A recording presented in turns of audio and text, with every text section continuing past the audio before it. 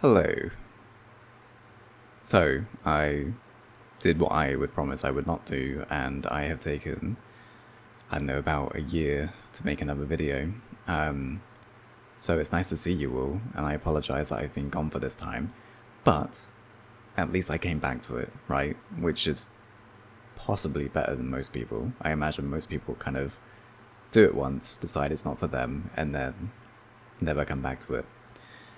So I guess I'll give myself a round of applause for that.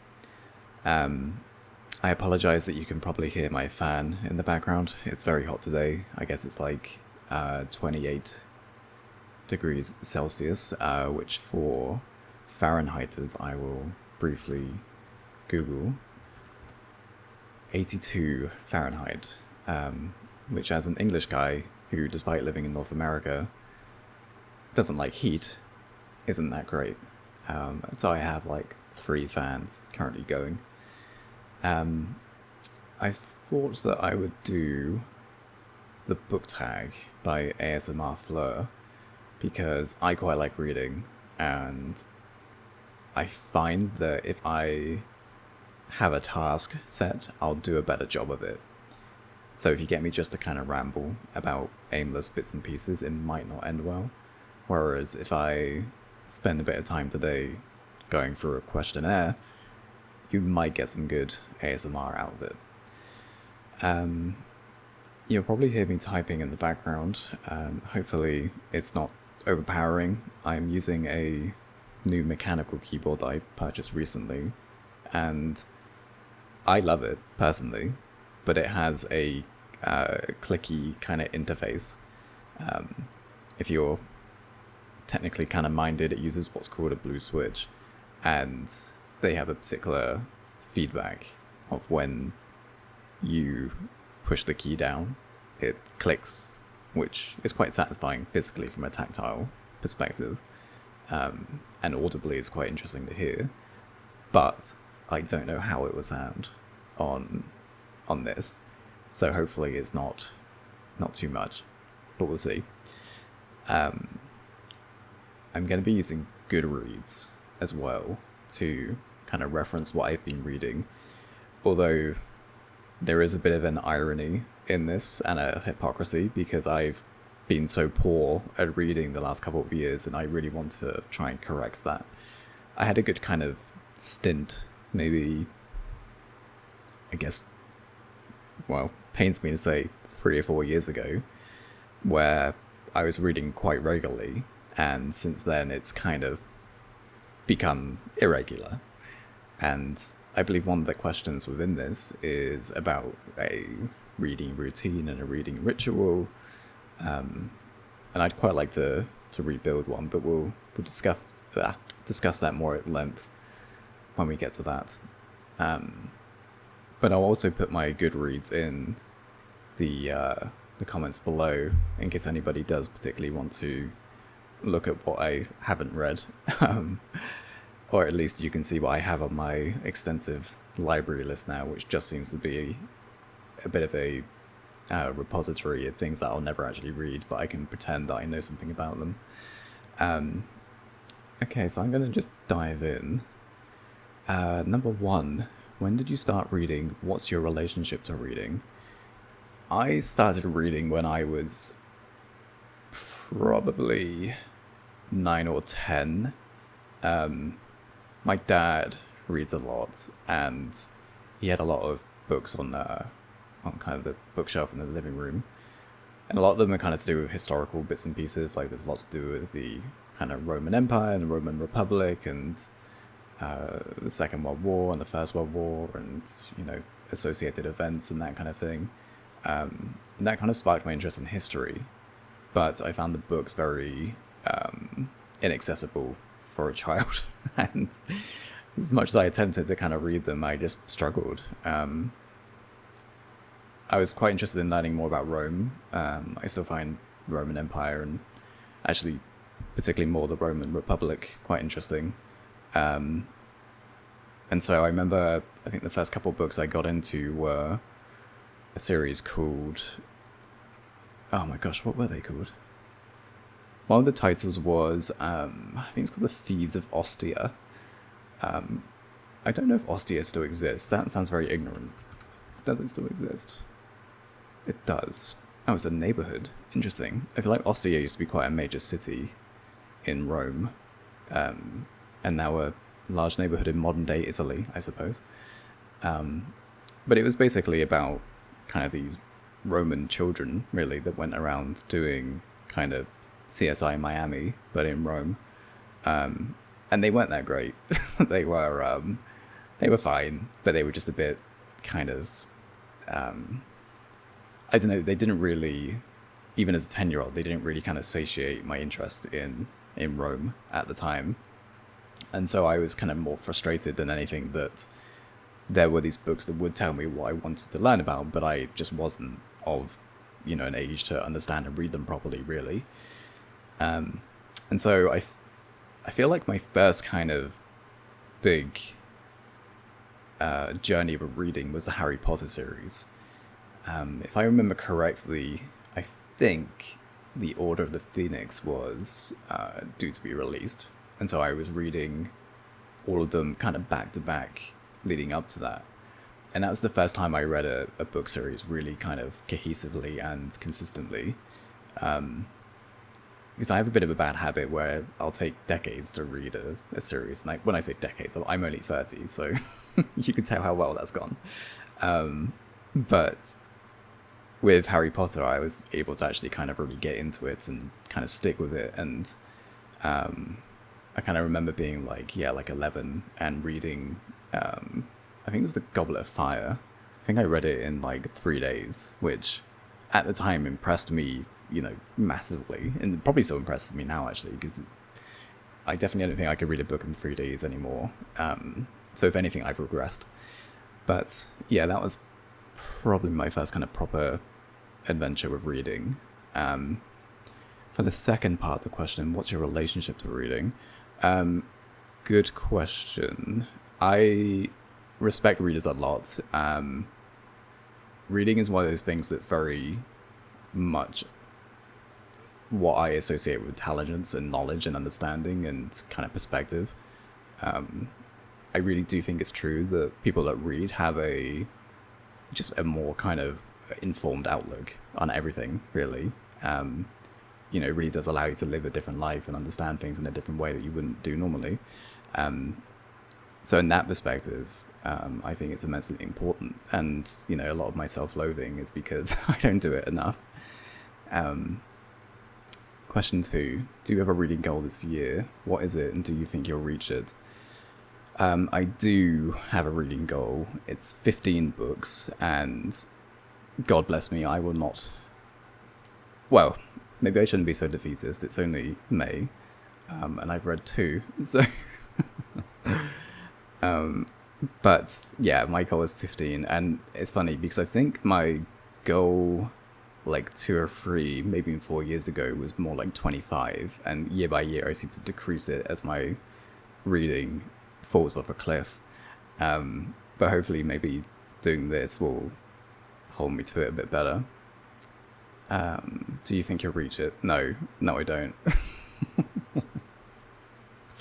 I would like to. I am trying to get back into the habit of reading. There's a lot of stuff I want to read. There's a lot of things that I want to understand better and experience. And, I still regularly kind of look in Indigo and various bookstores and, look at, New York Times bestseller list and that kind of thing, London Review of Books, to try and find new things to read. And like I said, they kind of end up in this purgatory of my Goodreads. So yeah, maybe that's my goal for the year, is to actually finish my reading list for once. What genre do you enjoy reading the most, and why? I would say science fiction, if we're talking about fiction books. Mostly because I've always been interested in science fiction, really. It's one of those kind of existential questions where it's hard to answer it because it's just all you've ever done. Like, I'm big on Star Wars and Star Trek and that kind of thing, and I just find science fiction is, just kind of something that's very different to what we experience in day-to-day kind of lives, and I've always enjoyed that kind of ability to disassociate from the world, really. And I find that, particularly with science fiction, it gives you something to kind of not aspire to on a personal level necessarily, but at least kind of from a societal perspective, that idea that, things eventually improve, and, we leave the turmoil and difficulties of Earth behind, at least in their present form, and, collectively work out a way to make things better for all, which is a bit utopian. Some sci-fi can be very dark and very kind of sinister, but I don't tend to read that too much. I guess if we're talking about non-fiction, I tend to read a lot of history and politics, really, some geography kind of based stuff, but yeah, mostly history and politics. What's the worst book you've ever read? I tend to be somebody that's content to stop reading a book if I think it's particularly bad. So I'm not sure I have a worst book, which is kind of funny. So if you look through my Goodreads, you'll see I kind of give everything, I don't know, a 3 or a 4-star review. And that's typically because if something is really bad, I don't normally read it unless it serves a bigger purpose. I am reading through a series of Star Trek books at the moment, and they all form a kind of cohesive story, which means you have to kind of keep going with them even if they're bad. I think I did 1 star a Star Trek book recently, which was just awful. It was terrible. I tend to be a pretty heavy critic of books, because sometimes I think a lot of books are written without much kind of influence from other people. It's a very solitary exercise. And you could kind of tell that whoever had written this one really had not put it through many people, because it was just boring and unbelievable in a bad way, and it was just not what I thought it was going to be. It's probably not the worst thing I've ever read. If you want the worst thing I've ever read, it's probably the Republican Manifesto. But I digress. What is your favourite book-related trigger? I'm not entirely sure what that means. I assume it's to do with an ASMR trigger. But I'm not sure I can really elaborate on that, so we'll skip that one. Who's your favourite author and what draws you to their writing? I don't think I have a favourite author as such. I don't really have any book loyalty. I know that, some people really stick with certain authors, and anything they publish they'll read. I have a couple of friends that are obsessed with Stephen King, and regardless of the quality of the work, they'll read whatever he writes because they like him as a person and as an author. But for me, I don't have that kind of loyalty. I'm more interested in the topic than I think I am the person that wrote it. To the point that as I'm saying this, query if I'm missing something, because when I think about particular writing styles, I'm not sure I can really differentiate them particularly articulately. So yeah, maybe actually the takeaway from this question is that I need to find a favorite author and stick with them, because apparently I'm disloyal. What book has had the biggest impact on your life? For the longest time, I would have said it was probably Media Control by Noam Chomsky. I think growing up, Chomsky, and particularly his views on linguistics, shaped a lot of my worldview, and as I've gotten older, I've taken more of what he said with a pinch of salt. But there is a lot of truth in what he says in Media Control about corporate ownership of media entities and how that is ultimately detrimental to democracy, and that kind of thing. So I would say it's probably the one that impacted my worldview the most, rightly or wrongly. I always kind of joke that it's my Bible, and it's a tiny little book, maybe just under 100 pages, and it's very thin, and it does kind of look like a Bible. It's the sort of thing you might find in like a a Hilton hotel in the drawer. Um, do you prefer reading physical books or ebooks? In an ideal world, ebooks wouldn't exist, and I would just read physical books. But the reality is that ebooks are extremely convenient, and I have to admit I adore my Kobo. Um, I think what I love most about an e-reader, particularly the Kobo that I have, is that you can customize the font and the font size and how things are formatted and how they read and so on and so forth. And I just find it a more comfortable experience. I tend to read in the evening or at night, and using dark mode, I think it's good for my eyes. And a physical book is nice. I have a lot of them, but they really are kind of decoration, if anything. They tend to be my favorite books rather than just collections of books for the sake of it. How do you choose which book to read next? That is a good question, and I'm very open to recommendations on how to do this effectively because I have a bad habit of, having quite an extensive reading list, and never actually reading through it properly. Because by the time I pick a new book, sorry, let me rephrase that. The problem is that I'll have this extensive list of books to read, and I'll then see a new book that kind of like piques my interest in a very ADHD kind of way, and I'm like, I have to read that. And it means that everything else that's waiting on the list, starts cursing at me and says, well, what about me? I've been here since 2015. And I'm like, yeah, but not right now. I'll come back to you. And I never do. So I don't have a particular methodology for picking a book to read next. Like I said, if you have a formula that works for you and a ritual, please do let me know, because I am all ears. Do you annotate your books? If yes, what's your method? No, but I would like to more. Ironically, an e-reader lets you do that in a very clean kind of way and lets you export those annotations, but I have increasingly, as my kind of reading as a concept has kind of fallen off a cliff, so has my engagement with the books themselves, and it'd be kind of a bit of a thing that I need to finish, because personally I feel like I need to finish it. And so I'm less kind of engaged in the book and less spending time kind of picking bits and pieces apart as I should do. So the answer to that is I don't annotate my books, but I would like to annotate my books. And again, maybe this will be the catalyst for doing that. Do you have any reading rituals or habits? I would say that it's a bit of a ritual that I read in the evening. Maybe that's more of a habit than a ritual. I would like a ritual.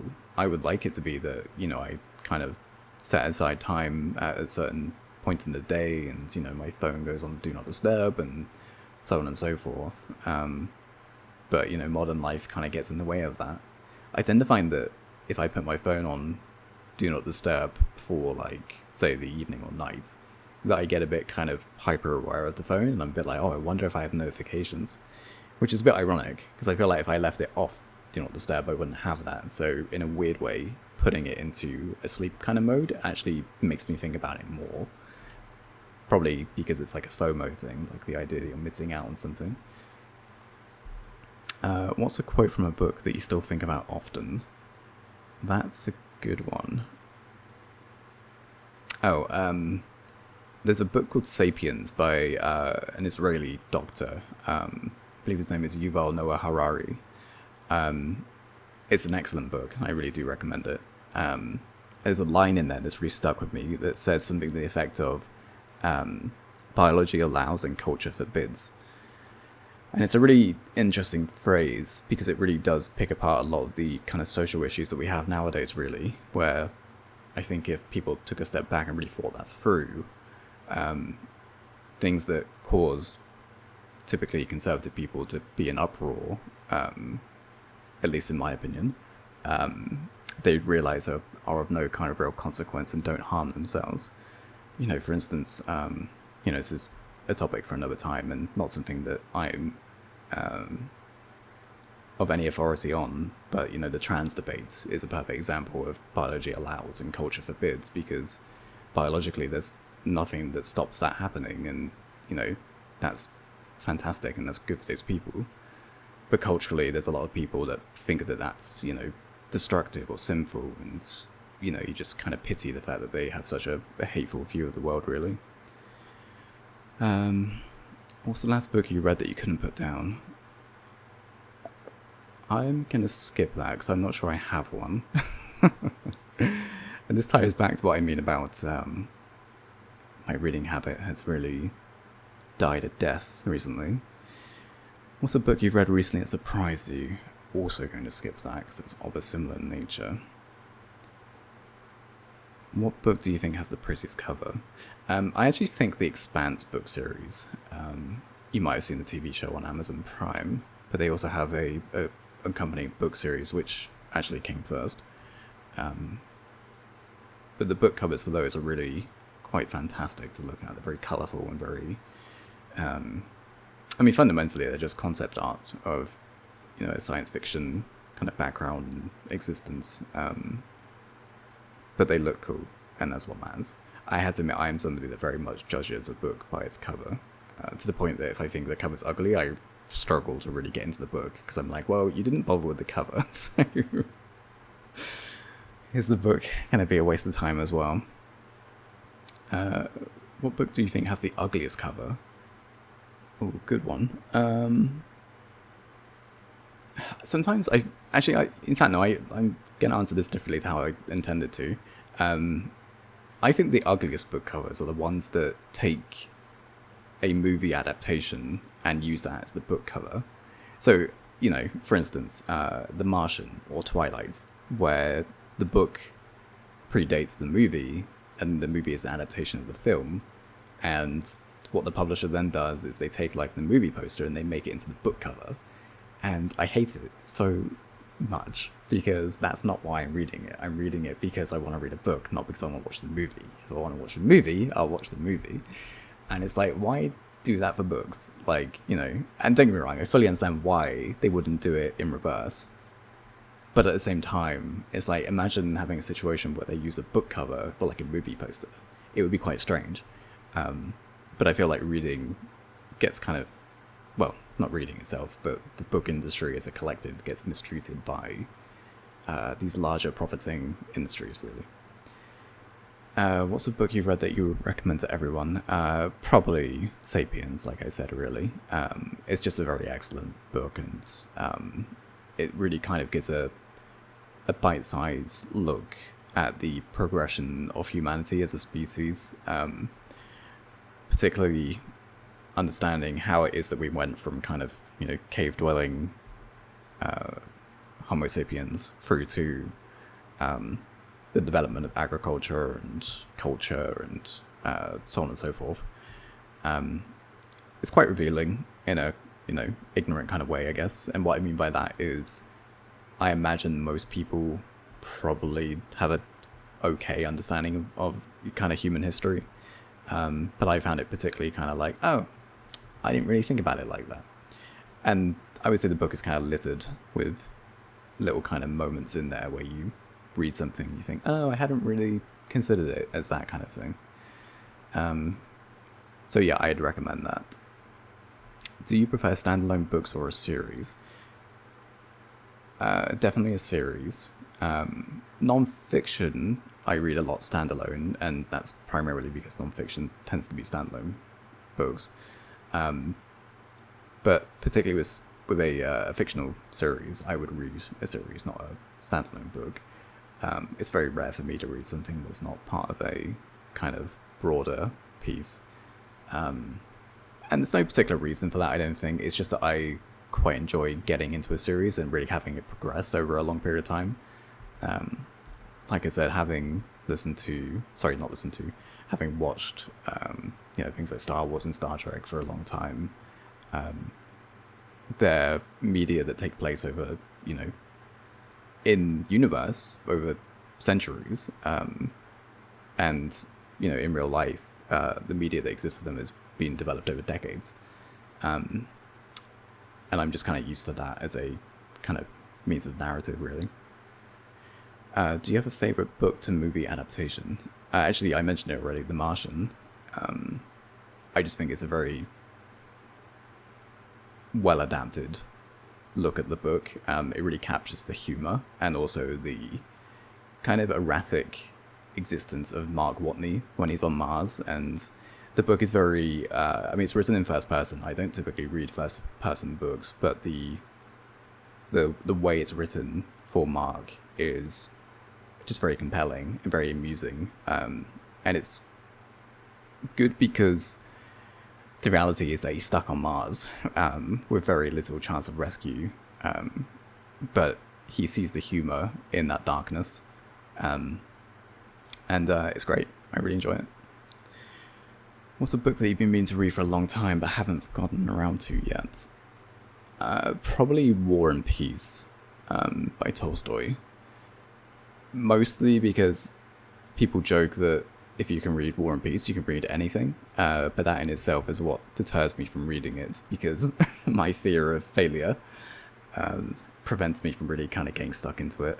But I've heard that it's, I mean, you know, gosh, you can't really say I've heard it's excellent, because it, you know, culturally and socially, it's just known as being this absolute kind of magnum opus, really. So that's probably one that I would like to at some point. There was a reading app called Serial Reader for the iPhone. It would deliver it kind of like bit by bit, but I haven't got around to kind of looking into that properly yet. Do you have a particular book that you'd like to revisit or reread every few years? It's actually a Star Trek series, because I'm a big nerd. But it's a series called Destiny, and it's just a trilogy that I've read, I think, 3 times now. It's almost become like a comfort book, because I know that it's great, and so sometimes when I'm like, I need to get into the habit of reading, I'll kind of use that as a bit of a prompt to kind of get me back on track. I won't recommend it because it's very particular to Star Trek fans. I mean, it's good in its own right, but it really is something that, unless you're a Star Trek fan, it kind of doesn't make sense, and or at least your appreciation of it can be quite minimal.